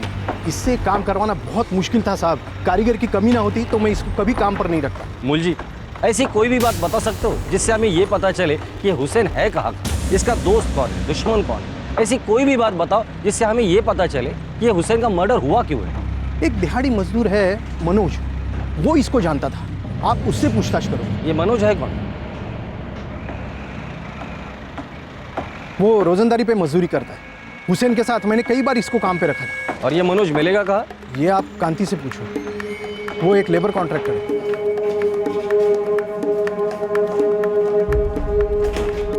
कांति, मुझे मनोज चाहिए। साहब मनोज तो इधर नहीं है, मेरी जानकारी में तो गांव चला गया। गांव कहाँ है उसका? उत्तर प्रदेश का है साहब। 2 हफ्ते पहले उसका एक्सीडेंट हो गया था, उसके बाद वो गांव चला गया। इसको जानते हो? नहीं साहब। ये भी मनोज की तरह मजदूरी का काम करता था? पता नहीं साहब, मैं मनोज को ही उठाया करता था प्लम्बिंग के काम के लिए, इसको कभी नहीं उठाया। मनोज का कोई फ़ोन नंबर है? हाँ है ना साहब।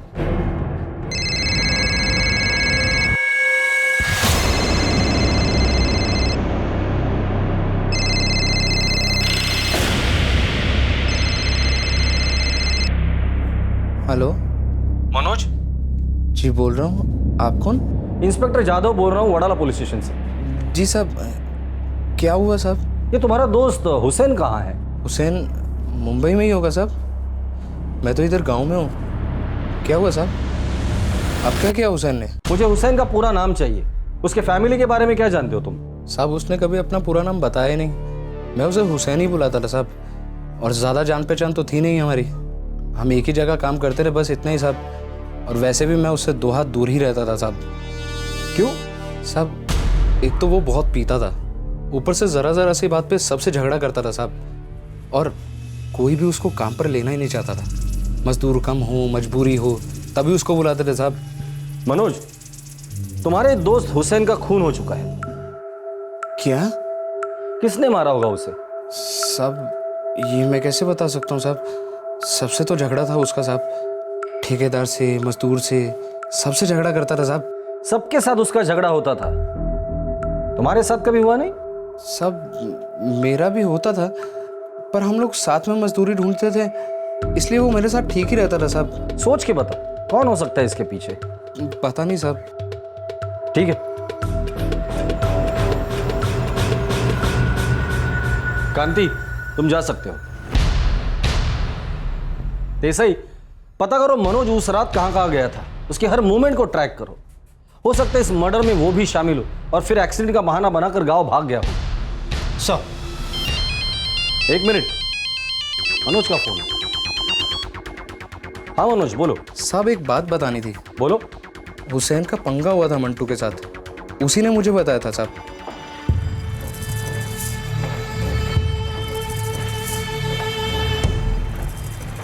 हुसैन, और तू क्या बैठने को आया क्या इधर? हाँ, काम खत्म नहीं करना तेरे को आज? अबे 2 मिनट बैठ के सांस ले ली तो क्या आसमान सर पे गिरा क्या? अरे 2-2 मिनट करके सब लोग ऐसे सांस लेने बैठ जाओगे ना तो आसमान जरूर गिरेगा, और मेरे ऊपर। देख, काम करोगे तो पैसा मिलेगा, नहीं तो नहीं। बात तो ऐसे करता है जैसे एहसान कर रहा है काम देके और पैसा देके। हुसैन, तू सबसे पंगा लेना बंद करना। मेरे को पंगा लेने का शौक नहीं है। ये लोग सोचते हैं हम लोग साले इंसान नहीं, जानवर भी नहीं, सिर्फ मशीन है, मशीन। खड़खड़ खड़खड़ खड़खड़ खड़खड़ बटन दबाया, काम चालू। कल वो लंगड़ा मंटू पीछे पड़ गया था, साला किसी दिन खोपड़ी सटक गई ना, उसको ठोक डालूंगा मैं। तू अगर पीना बंद करेगा ना तो सब ठीक हो जाएगा तेरे लिए। ये मंटू कहाँ मिलेगा? साहब ये तो मैं नहीं जानता, पर हुसैन ने ही बताया था कि उसका मंटू के साथ पंगा हुआ था। दोनों देसी दारू के अड्डे पे इकट्ठे जाते थे साहब, और वो मंटू क्या करता था, मजदूर था, क्या था, मुझे नहीं मालूम साहब। मैं सिर्फ हुसैन के मुंह से नाम सुना था उसका। देसी बार का नाम पता है तुझे? उधर वडाला में ही है साहब, रोशनी नाम है बार का, और हुसैन ज़्यादातर उधर ही जाता था साहब। तो इस मंटू के बारे में और क्या जानता है, और हम लोग पहचानेंगे कैसे उसे? मैं उसे नहीं जानता साहब, पर हाँ हुसैन उसे लंगड़ा बोलता था साहब, मंटू लंगड़ा। ठीक है,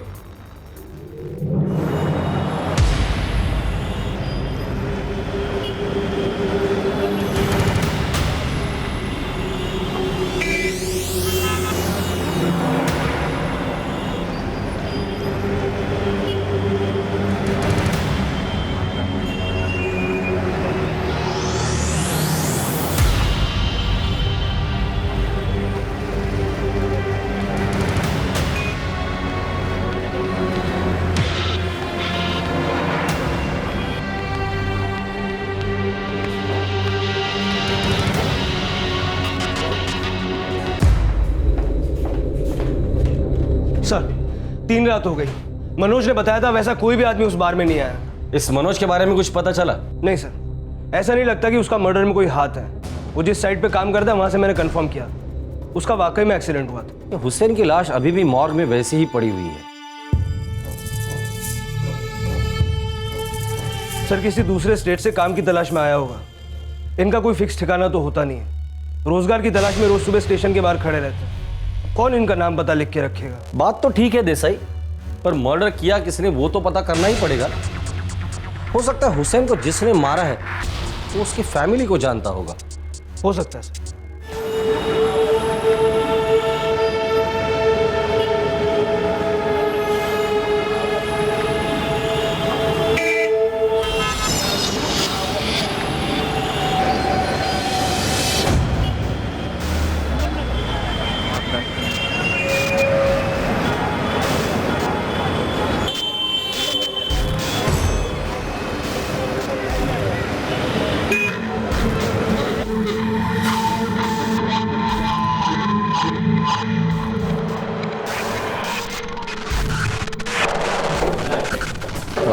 वो आदमी कौन है? कौन? जो लंगड़ा के चलता है, आखिरी टेबल पर बैठा है। अरे वो मंटू है। मंटू?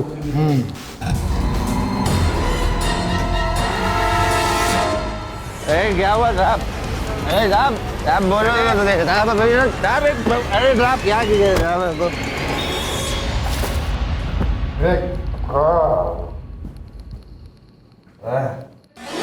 तूने मारा इसको? दिखता नहीं है बराबर साहब। देख, इसका नाम हुसैन है, हुसैन। बहुत दिन लगे पता करने में इसका नाम क्या है। अब तक तो सिर्फ 2 ही बातें पता चली है। इसका नाम हुसैन है और इसको तूने मारा है। हुसैन, वो मजमत साहब जानता ना उसको। तूने मारा इसको? साहब, मरे हुए को कौन मारेगा? अच्छा, ऐसा ही इसको उल्टा लटका दो, फिर ये सब सच बोल दे। नहीं साहब, अब सच बोलेगा ना साहब, कौन मारा किसको सब बोल डालेगा। पौवा पिला दो।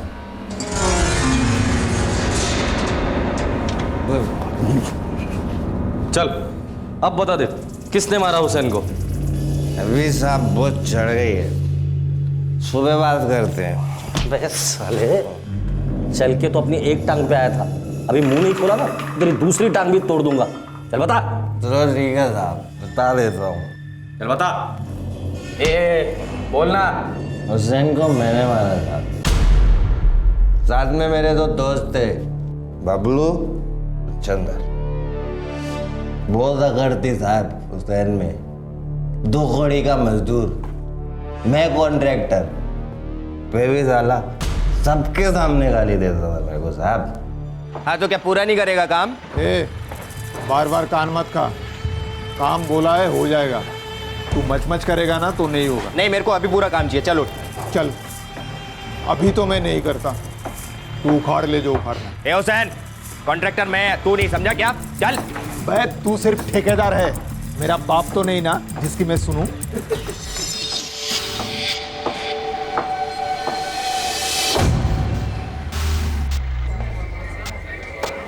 देख हुसैन, कल तूने नाटक किया ना, मैं तेरे को काम पे से निकाल देगा। अबे लंगड़े, तू क्या सोचता है? तू रोटी फेंकता है इसलिए मैं जिंदा हूँ? बाहर की पीता है तू। ठेकेदार कोई तेरे को खड़ा नहीं करता, साले तेरी अकड़ कम नहीं होती। मुंबई के 8 स्टेशन पे तेरे जैसे कम से कम 50 लोग खड़े रहते हैं काम मांगने के लिए।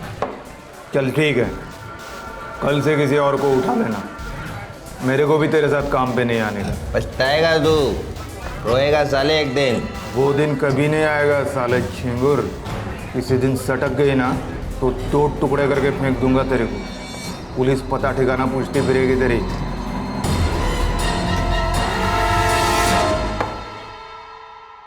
बस साहब, खोपड़ी दारू का पट्टी बन गए मेरे से ऐसे बात की, तभी सोच लिया साहब इसका तो ठीक करने का ही है। मैं बोला चंदर और बबलू को, अरे का ऐसा सेटिंग करने का है, काम मांगना भूल जाए। पकड़ लिया उसको तीनों ने।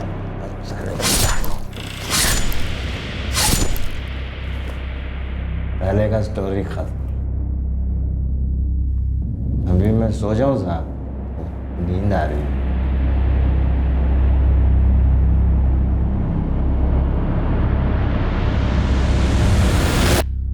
सर, उस मंटू ने पूरा पुलिस स्टेशन सर पे उठा रखा है। अरे बुलाओ ना साहब को, मेरे को बात करने का है। क्या रे, क्यों हल्ला कर रहा है? क्या साहब, इधर काहे को बंद कर रखा है? मेरे को काम पे जाने का है साहब। साहब मेरा पूरा काम, साहब पूरा लोग मजदूर इंतजार कर रहे होंगे साहब मेरा। चुप, क्यों शोर मचा रहा है? शोर काहे का साहब? ये लोग बोल रहे हैं मैंने किसी हुसैन को मारा है। कौन हुसैन साहब? मैंने नहीं मारा किसी को, फंसा रहे मेरे को ये लोग। जास्त शानपणा करो नको साहब। अब मैं ठेकेदार हूँ साहब, मर्डर वर्डर काम ही नहीं मेरा। रात को टाइट होकर पूरी स्टोरी बोल चुका है तू। क्या क्या बोला मैं? सब मैं क्यों मारेगा किसी हुसैन को साहब? साहब मेरे को देरी हो रही है साहब, मेरे को साइट पे जाने का है साहब। साइट पे जाना है तुझे? देरी हो रही है? अब तेरी उतर गई है ना, अब तू सब सच बोलेगा। येऊन जा रे आला। साहब खाली पीली गरीब को फंसा रहे हो साहब। मैंने नहीं मारा साहब किसी को, मैं सच्ची बोल रहा है साहब। ऐसा लगने लगा था कि पुलिस के हाथों हुसैन का कातिल लग चुका है। पुलिस को पूरी उम्मीद थी कि मंटू से पूछताछ कर हुसैन का पता, पूरा नाम और सब जानकारी मिल सकेगी। पिछली रात मंटू ने जुर्म कबूल किया, लेकिन सुबह होते ही उसने यू टर्न ले लिया। क्या कभी इस केस को क्लोजर मिलेगा? क्या मरने वाले को नाम, पता, परिवार, आइडेंटिटी मिल पाएगी?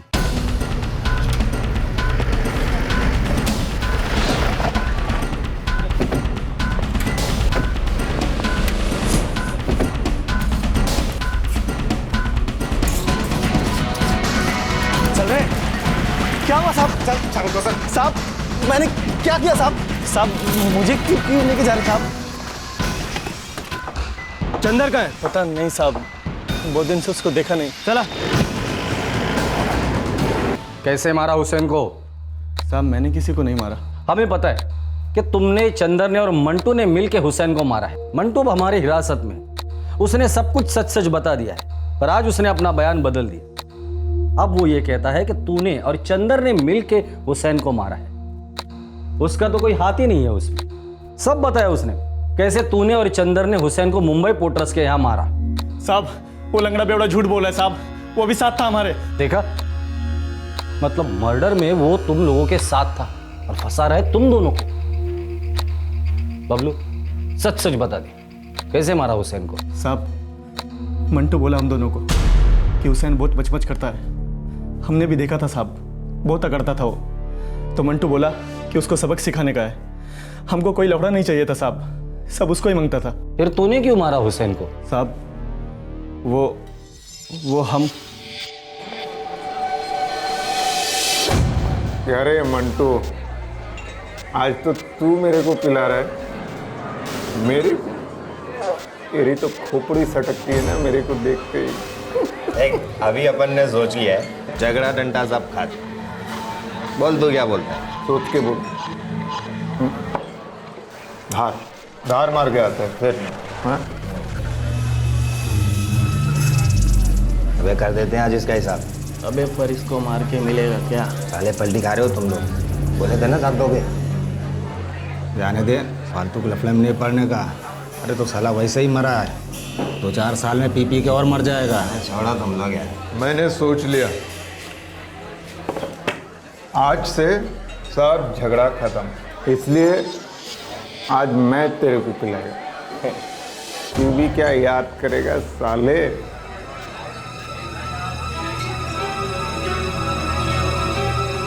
अबे आज बहुत माल है तेरे पास। सब कॉन्ट्रैक्टर लोगों के साथ पंगा लेके सबसे वसूली कर लिया, सबका हिसाब खत्म।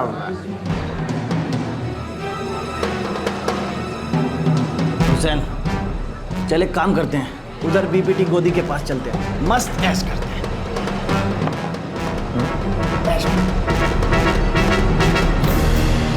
चलो साले के ऐश करते हैं।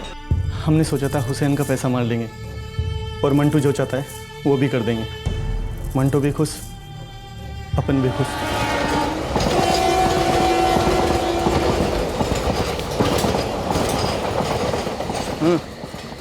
यार्ड के रास्ते से चलते हैं। यार्ड के रास्ते से चलते हैं। क्या बोला? कुछ नहीं, यार्ड से शॉर्टकट लेते हैं। मैं तो थोड़ी देर में लुढ़कने वाला हूँ यार। बस क्या हुसैन, चलना।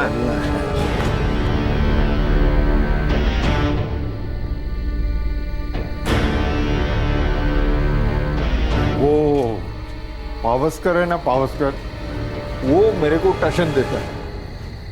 मैंने उसको बोला है चल निकाल मेरे पैसे। वो बोलता है आज नहीं मिलेगा। बोले मिलेगा कैसे नहीं भैया? ये चंदर कहाँ है? नहीं पता साहब, हम तीनों ने सब माल आधा आधा किया। उसके अगले दिन से मैंने चंदर को कभी नहीं देखा। ये हुसैन का घर कहाँ है और उसके घर वाले कहाँ हैं? वो नहीं मालूम साहब। हम लोग साइड पर मिलते थे या फिर बार में। कौन किधर रहता है क्या मालूम साहब।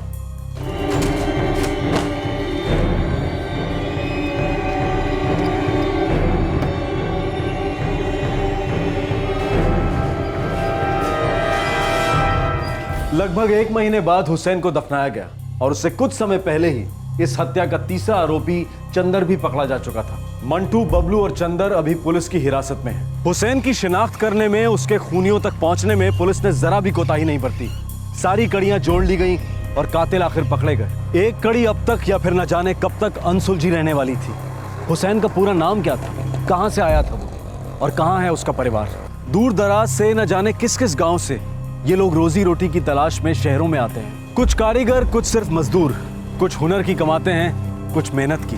शहरों को सिर्फ वो हाथ चाहिए होते हैं जो ईंट पर ईंट रखते जाएं, मंजिलों के ऊपर मंजिलें बनाते जाएं, इमारतें खड़ी करती जाएं, हमारे घर बनाते जाएं, हमारी और कईयों की जिंदगी कंप्लीट करते जाएं। और उनकी जिंदगियां कभी कभार बिना क्लोजर, बिना समापन के खत्म हो जाती हैं। आपसे फिर मुलाकात होगी क्राइम पेट्रोल दस्तक में एक और नए केस के साथ। क्राइम पेट्रोल के और भी दिलचस्प कहानी देखने के लिए हमारे चैनल को सब्सक्राइब करें और बेल आइकॉन दबाना न भूलें।